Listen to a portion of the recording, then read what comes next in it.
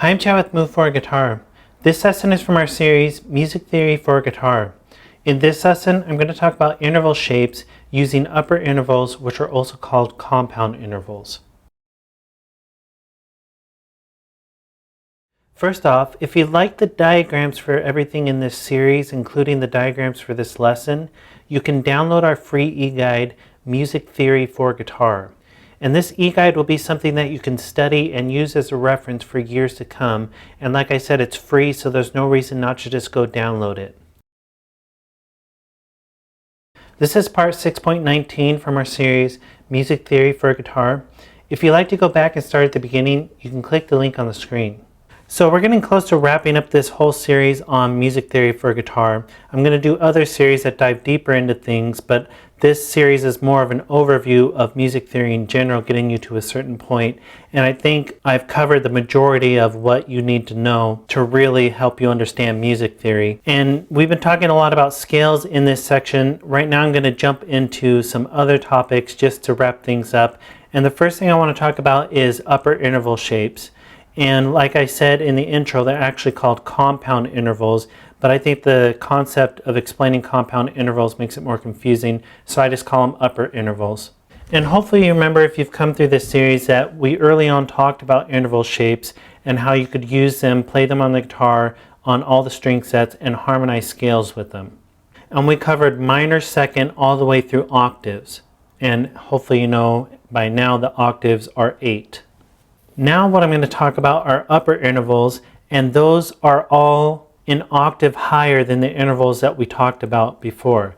So for example, before we had a minor second interval, which is what's on your screen, also a major second interval, those are the seconds. We can go an octave higher with both of those and end up with a minor ninth interval or a major ninth interval. So if you take your flat 2, move it up an octave to the flat 9, you'd end up with a minor ninth interval. Or if you take your major second and move that up an octave, you'd end up with a major ninth interval. So that's what upper intervals are, actually compound intervals. And hopefully you understand that by now, the differences in intervals. And like I said before, on guitar, they can be really interchangeable, the names. For example, a 2 and a 9 can be really interchangeable when you're talking about them. A 4 and 11 can be interchangeable. 6 and 13 can be interchangeable. It's really common to interchange those on the guitar because of the way guitar is laid out. It's not very common to be really strict about the names that you call them. But when you're talking about actual interval shapes, when you're just talking about the shape playing 2 notes, it's better to call them by their actual name. It makes it a lot less confusing. But hopefully you know that a ninth is an octave higher than a second, and that's because if you go root 2, 3, 4, 5, 6, 7, then back to root, that next root is an octave, which is 8.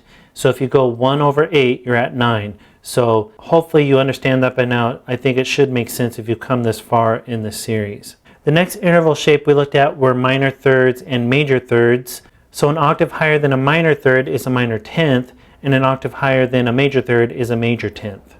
And those are really nice sounding intervals. And like I was talking about before, in guitar, you wouldn't call this a 10th if you're actually just playing like a bar chord. So a bar chord would be just like a major triad bar chord would look like this. This would be your root, this would be your 5, this would be another root, this would be another 5, and this would be another root. This 10th, if you drew it out, would just be called a third. You wouldn't call that a 10th because major triads are built root 3, 5. So even though it's a 10th compared to this root, it's only a major third compared to this root, so you just call it a third, a major third. But like I said, we're just talking about interval shapes now, so we're going to call them by their actual names.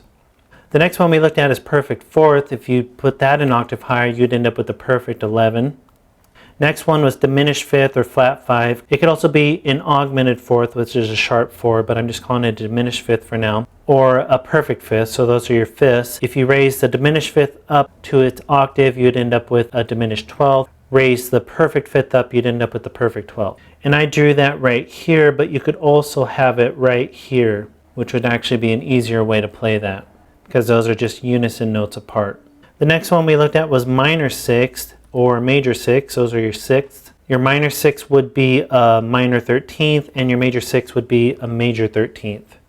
Next one was minor seventh and major seventh. That was the interval shapes we looked at for the sevenths. Your minor seventh would be a minor 14th, and your major seventh would be a major 14th. And you could keep going up if you went to octave, which is your 8. If you went up an octave higher than that octave, so an octave higher than 8, you would end up at a 15th, which would be right here, but that would just technically be 2 octaves apart. And on the guitar, you start running out of room pretty quickly, so I only went up to 14ths. And obviously these can be played on more string sets than I showed, but with these big intervals, with these upper intervals, you don't have as many string sets as you can play them. Like thirds could be played on each string set, each 2 string sets, but 14th obviously can't because you're having to skip multiple strings to get to able to reach that 14th. So that's how you can play the shapes, and then obviously you could harmonize a scale with them. So if I was going to harmonize the major scale with tenths, because tenth is a really common upper interval shape, it sounds really nice. It's just an octave higher than a third. It's a very important interval. If I was going to harmonize the G major scale with tenths, it would look like this. It'd be a major 10th, minor 10th, minor 10th, major 10th, major 10th, minor 10th, and back to major 10th in octave higher. Just like the major scale with thirds would be the same thing. So that's one way you can use them, is to actually harmonize scales with them, and it sounds really good. And then it would just be the same if you had harmonized a scale with thirds, for example, like I just showed with tenths. If you had a major third, you'd have a major 10th. If you had a minor third, you'd have a minor 10th. It'd be the exact same thing because it's just an octave higher. And I'll show more options harmonizing the major scale with these upper intervals in the E-guide, but this should give you a good idea. And since we went over this with the other interval shapes, I'm sure you get the concept and can figure it out on your own. It's just taking all the interval shapes that we used or went over early in this series, putting them up an octave, and then you can harmonize the scale with them the same way. And these upper intervals, you don't just have to harmonize scales with them, you could just play them if you were soloing, you could jump in these higher intervals, and that's a really modern thing to do, especially in like modern jazz and stuff. But a lot of modern music really plays a lot of big intervals when you're playing notes. Instead of playing multiple notes in a row or close together, you can take bigger leaps when you're playing single notes. So if you're going from a root, you could jump to a 10th and so on. Instead of going from like root to the second and then the third and playing the scale like that and playing licks like that, you jump bigger intervals and it creates a really modern sound. That sounds really cool. So those are upper intervals, also known as compound intervals, and how to play the shapes of them. Go ahead and move on to the next lesson where I'm going to talk about building chords by stacking intervals. That'll be a really useful lesson to you. And be sure to download the e-guide. All the diagrams are in there, and be sure to subscribe because we had at least one new lesson every day.